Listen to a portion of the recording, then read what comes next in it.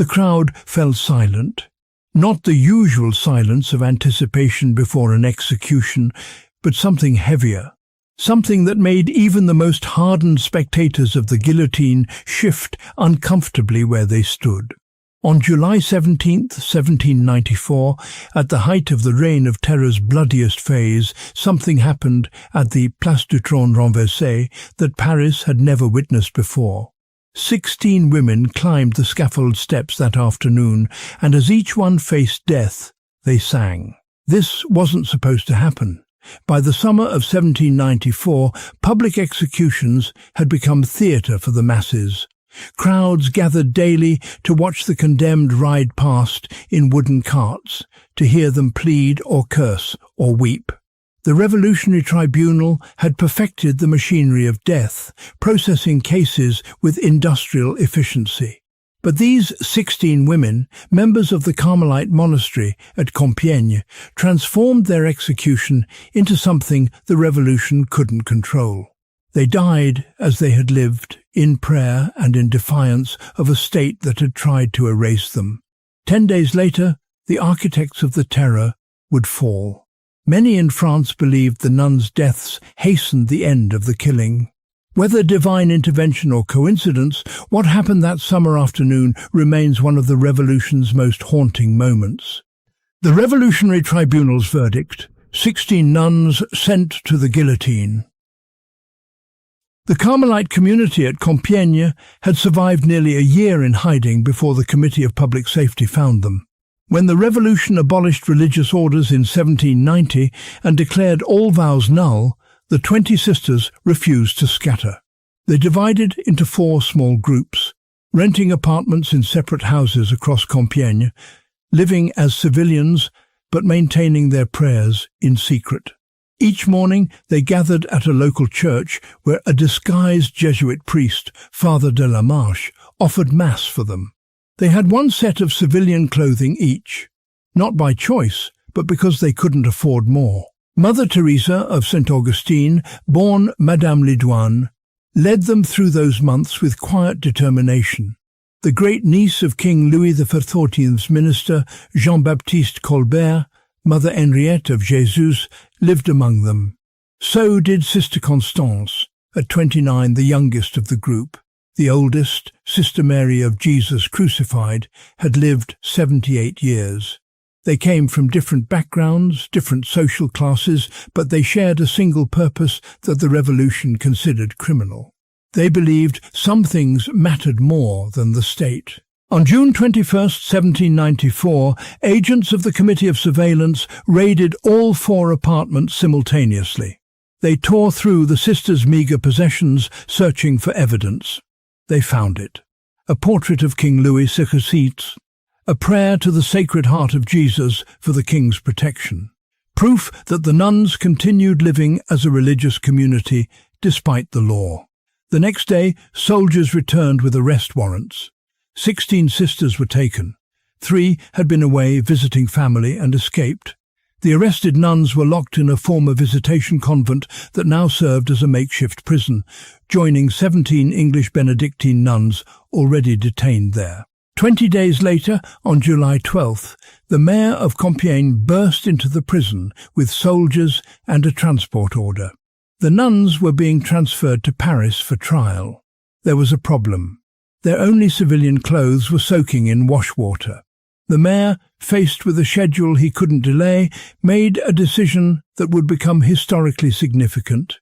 The nuns would travel to Paris in their outlawed religious habits. They arrived at the Conciergerie prison in Paris that same day, wearing the brown wool robes and white veils that marked them as Carmelites, as consecrated women.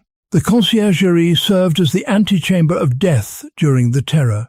Most prisoners spent 1 or 2 nights there before facing the Revolutionary Tribunal. The nuns spent 5. During those days, they recanted the civic oath they'd been forced to take years earlier. They knew what was coming. Mother Teresa, understanding the brutal efficiency of the executioner's assistants who cut away clothing and hair from victims' necks before the blade fell, spent part of that time sewing.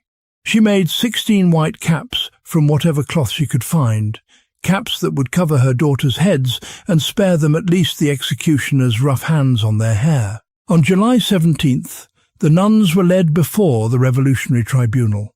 The law of 22 Prairial, passed just over a month earlier, had stripped away any pretense of legal process. No defence counsel, no witnesses. Only two possible verdicts: acquittal or death. The jury could convict based on what they called moral certainty, which meant political necessity. The public prosecutor, Antoine Fouquier-Tinville, had sent more than 2,000 people to the guillotine by that summer. He processed cases with mechanical precision, sometimes 30 in a day. The 16 nuns stood before the court, weak from hunger but unbowed, wearing their habits. Their closely cropped hair was covered by Mother Teresa's hand-sewn caps. The charges read like a catalogue of thought crimes: counter-revolutionary fanaticism, maintaining religious gatherings, refusing to embrace republican values, harbouring royalist sympathies. Sister Mary Henrietta, one of the older nuns, asked the prosecutor to define fanaticism. She pretended not to understand the term, forcing him to explain that their fanaticism consisted of their religious beliefs, which made them, in his words, criminals and annihilators of public freedom. Mother Teresa claimed full responsibility. She defended her sisters, insisted on their innocence, tried to take the entire weight of the accusations onto herself. It made no difference. The tribunal had already decided. All 16 were sentenced to death by guillotine. The sentence would be carried out that same afternoon.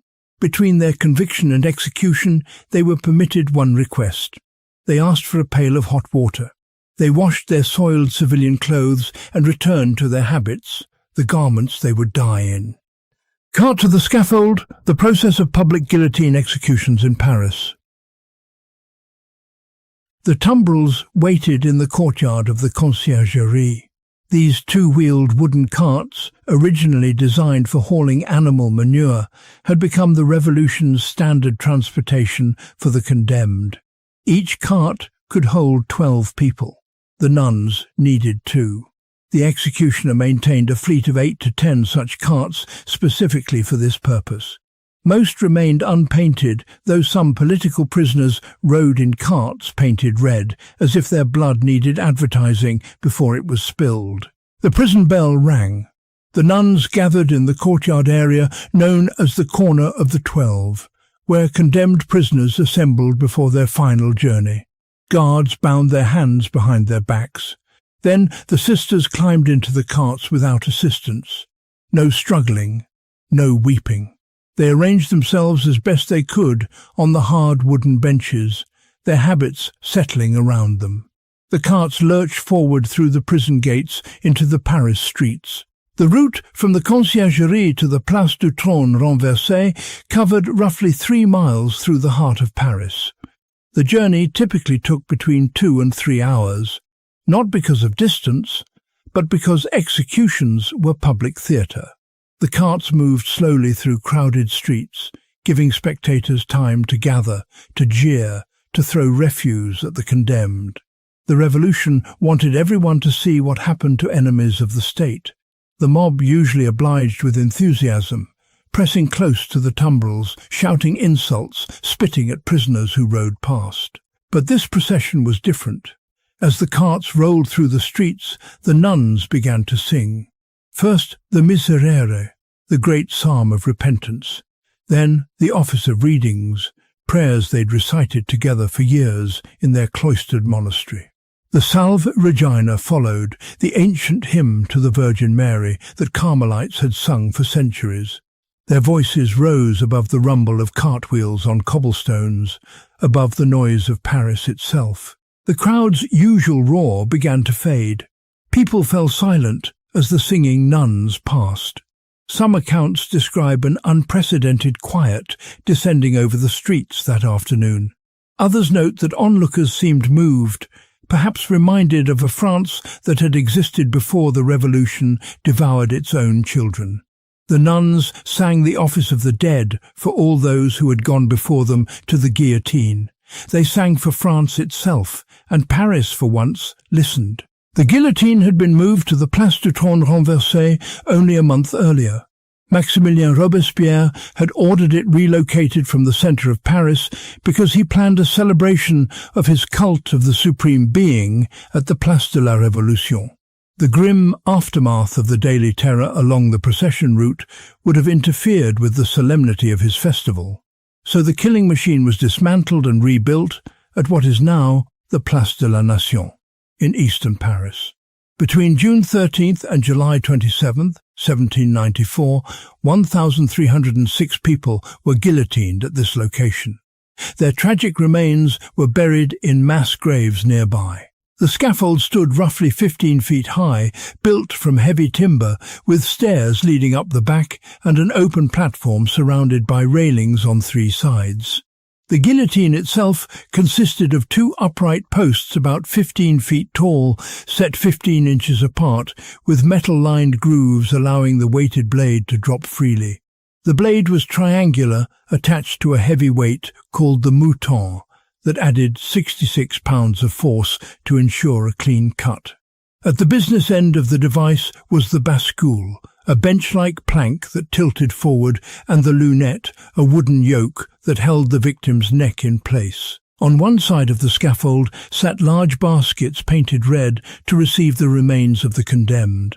The executioner, Charles-Henri Sanson, worked with 5 to 8 assistants who managed the physical process of execution. They led victims up the stairs, positioned them on the bascule, secured the lunette around their necks, and released the blade.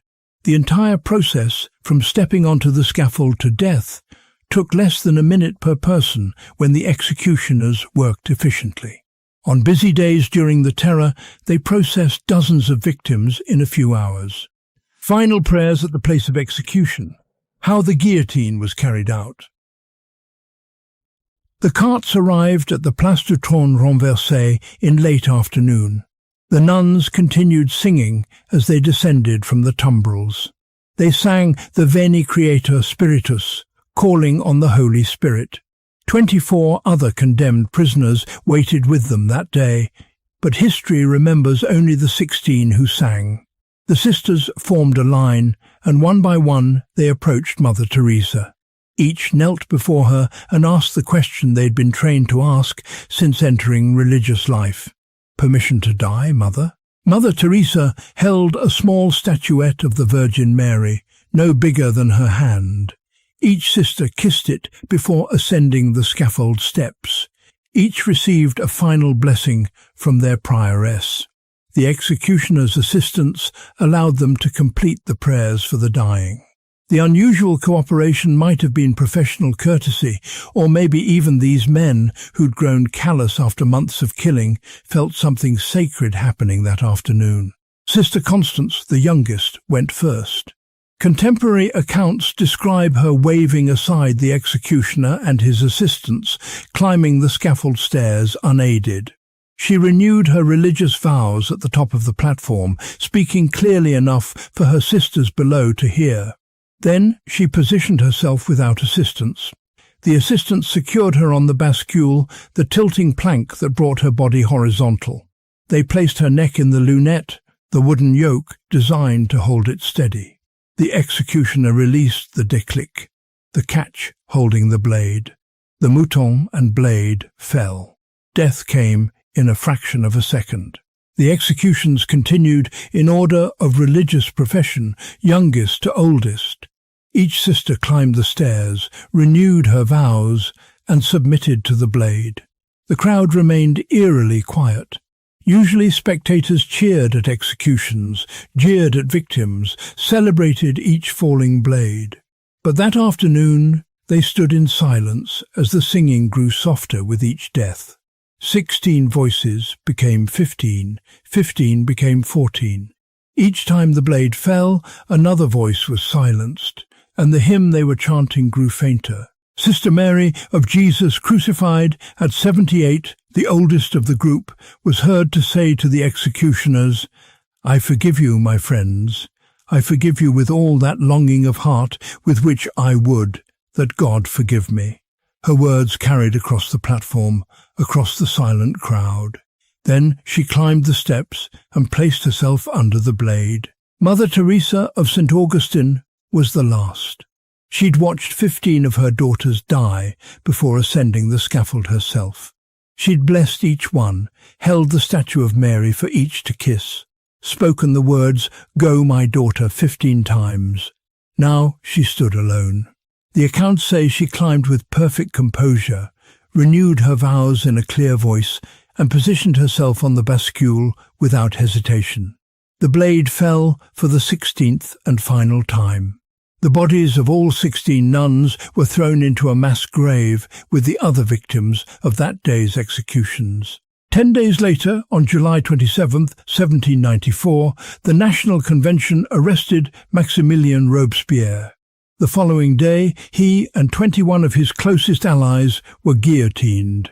The reign of terror ended. In the weeks that followed, the Revolutionary Tribunal itself was dismantled.